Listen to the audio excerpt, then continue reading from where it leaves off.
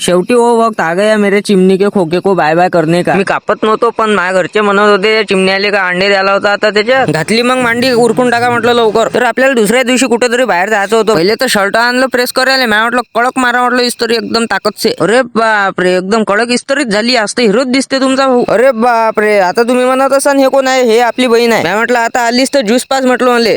पायनॅपलच पाहिजेत मले. पायनॅपलच पाहिजेत आपल्याला. घेतला मग पायनॅपल स्ट्रॉ टाकून. पिऊ का मग रस सांगा आता पिऊ का तुम्ही म्हणसान तर पेतो बा. जाऊ दे आता का फेकून देऊ का एवढा मोठा. मला माहित आहे तो ज्यूस आहे रस म्हटला मी. हेच तुमच्या मनात चालू होतं ना मला माहित आहे. घ्या मग फॉलो करून. या मांजरले काय म्हटलं माहित आहे का तुम्हाला सांगू का. तू आता शांत पडून राहा. माझा आत्मा तुझ्या तुझा आत्मा बाहेर. तर आपल्याला जायचं होतं लासूरले आनंदेश्वर मंदिरात दर्शन करायला. पण मला काय माहिती पुढं असं होणार. असं काय होणार म्हणजे हा रोड किती खराब आहे. काय सांगू तुम्हाला आता रोड कसा होता तो. पाना तुम्हीच पाहून घ्या आपल्या मोबाईलची किती स्टॅबिलिटी हलून राहिली. म्हैसांच्या नदीला काही पाणी नव्हतं लेगाव. नाही तर तुमच्या भावानं उडी मारली असती. जाऊ द्या बाबा उन्हाळा लागला तर मले. उन्हाळा लागला की तुम्हाला माहित आहे किती वेळ जा लागते. तर 1-1.5 घंटे के प्रवास के बाद हम पोहोचे आनंदेश्वर मंदिरात. पण जे आपण मोबाईलीत पाहतो आणि हकीकत मध्ये आपल्या डोळ्यानं पाहतो त्याच्यात खूप जमीन आसमानचा फरक आहे. या मंदिराची वास्तुकला हे हेमाडपंथी आहे आणि 900 वर्ष प्राचीन मंदिर आहे. आणि इथं महाशिवरात्री नंतर दुसऱ्या दिवशी भंडारा राहते हे तुम्हाला पहिले सांगून दिलं बा. मी तर म्हणतो या मंदिराला एक वेळ अवश्य भेट द्या. या अकोल्यातून 35 किलोमीटर दूर आहे फक्त.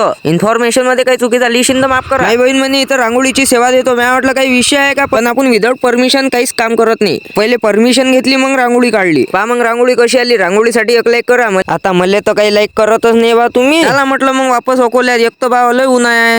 तुम्हाला माहित आहे ना आपले टार्गेट भुलले नाही ना 500 फॉलोअरचं. करा पट्ट. अरे बापा रे उन्हाच्या जावा दुपट्टा बांधू दे रे बा मले. कसा बी गोरा होत चालला तुमचा भाऊ. अजून काल्या डोम्या नाही झाला पाहिजे. तसा कुठं गोरा हो मी. रस प्यायला ये म्हणलं माय.